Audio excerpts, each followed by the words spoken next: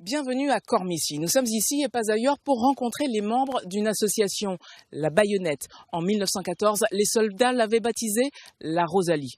Vous l'avez compris, ces reconstituteurs s'intéressent à la Première Guerre mondiale. Ils ont investi une ancienne position de l'artillerie française à la sortie de Cormicy.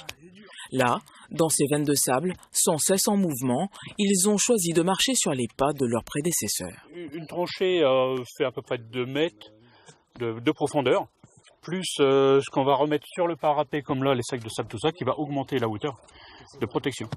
À peu près, je suis sur le pas de tir, vision d'observation sur le champ de bataille, et avec des plaques de protection, avec de la protection quand même. Les membres de la Baïonnette ont presque tous revêtu l'uniforme du 1er régiment d'infanterie. Alors ça c'est par rapport au président Sylvain Auquet, qui lui a fait son service militaire et il a été au 1er régiment d'infanterie. Donc déjà de par là, il y a quand même une histoire un peu de cœur avec ce régiment-là par rapport au président. Il a commencé à représenter le 1er régiment. Et nous par la suite, en termes de travail de recherche militaire dans le secteur, c'est vrai que le 1er régiment est passé ici régulièrement. Que ce soit Première Guerre mondiale, que ce soit la guerre napoléonienne, le 1er régiment est un régiment qui a stationné beaucoup de fois ici.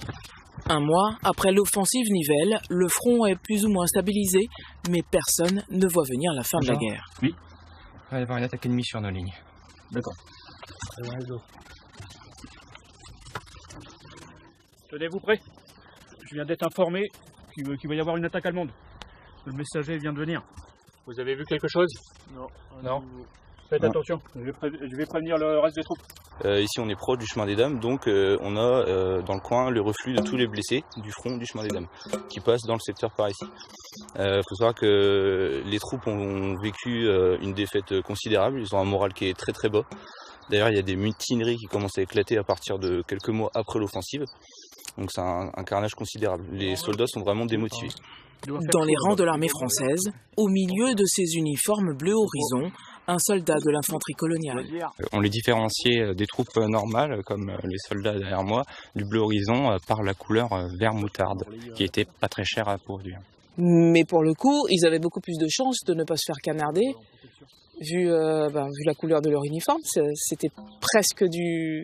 Eh bien, en fait, oui et non, parce que les troupes coloniales étaient souvent mises en première ligne, parce qu'à l'époque, il y avait beaucoup de discrimination envers les colonies et les gens qui venaient du pays.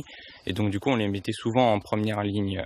Moi, j'ai de la chance parce que je suis dans l'infanterie de marine, et donc, du coup, j'étais considéré comme un Français de France, et je pouvais être avec les soldats bleu horizon normaux. Pour reconstituer cette histoire, ils ont épousé la vie des poilus et de leur soutien sur les champs de bataille.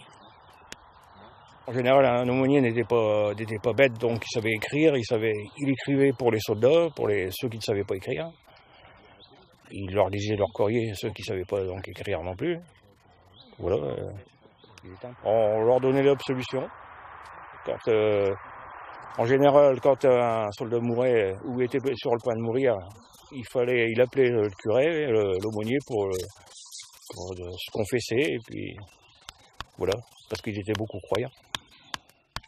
Un quotidien difficile, sans confort. Les seules entorses que les soldats de l'époque s'autorisent sont ces objets qu'ils fabriquent avec ce qu'ils ont sous la main.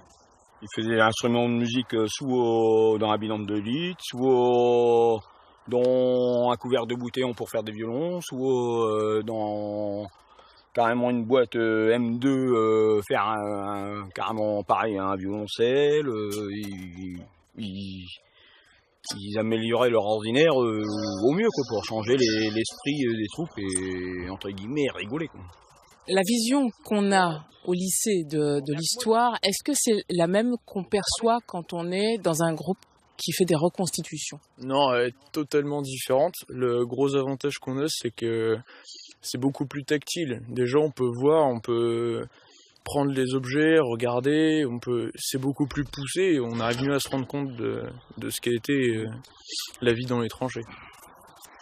En dépit de tous les soins mis à reproduire la vie des poilus en 1917, un détail majeur laisse part de la réalité, l'horreur dont on parle encore dans les livres d'histoire.